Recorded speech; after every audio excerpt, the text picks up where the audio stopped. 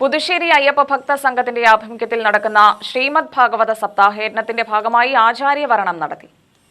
ശബരിമല മുൻ മേൽശാന്തി ബ്രഹ്മശ്രീ സുധീർ നമ്പൂതിരി, മഹാമണ്ഡലേശ്വർ എച്ച് സ്വാമി പ്രഭാകരാനന്ദ സരസ്വതി, പുതിയയിലം ഉണ്ണികൃഷ്ണൻ നമ്പൂതിരി തുടങ്ങിയവർക്ക് പൂർണ്ണകുംഭത്തോടെ സ്വീകരണം നൽകി.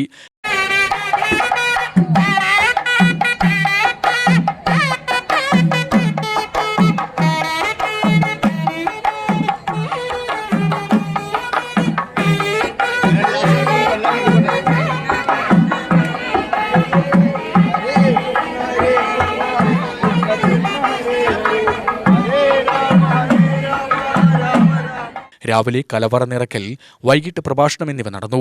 വരാഹാവതാരം, ഭദ്രകാളി പ്രതിർഭാവം, നരസിംഹാവതാരം, ശ്രീകൃഷ്ണാവതാരം, രുക്മിണി സ്വയംവരം, കുചേലോപാഖ്യാനം, സമഹവിദ്യാ ഗോപാല മന്ത്രാർച്ചന, സർവൈശ്വര്യപൂജ എന്നിവ നടന്നു. വെള്ളിയാഴ്ച വൈകിട്ട് രുക്മിണി സ്വയംവര ഘോഷയാത്ര, 15-ന് ഞായറാഴ്ച സമാപന ദിവസം യജ്ഞസമർപ്പണം, പ്രസാദൂട്ട് എന്നിവയും നടക്കും. ഡിസംബർ 15 വരെ സപ്താഹയജ്ഞത്തിൽ വൈകിട്ട് 7 മുതൽ പ്രഭാഷണം നടക്കുമെന്ന് ഭാരവാഹികൾ അറിയിച്ചു. UTV news, Palakkad.